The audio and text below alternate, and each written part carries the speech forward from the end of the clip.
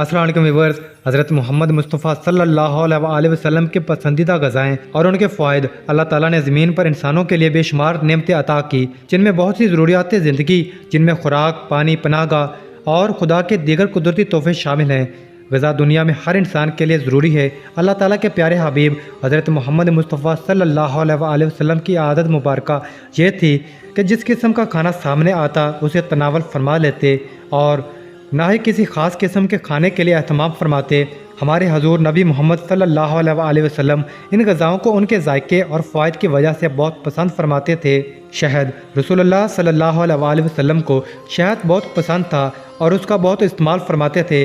حضرت عائشہ رضی اللہ تعالیٰ عنہ سے روایت ہے کہ رسول اللہ صلی اللہ علیہ وسلم شہد پسند فرماتے تھے۔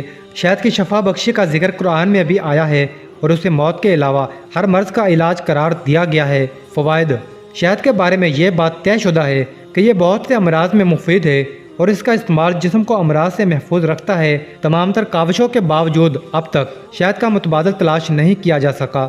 شہد کی ایک خوبی اس کے رس کا جلد اثر کرنا اور قدرتی اینٹی بایوٹک ہونا ہے۔ یہ حلق سے نیچے اترتے ہی خون میں شامل ہو جاتا ہے۔ نوزائیدہ بچے سے لے کر جاں بلب مریض تک سب کے لیے غذا اور دوا ہے۔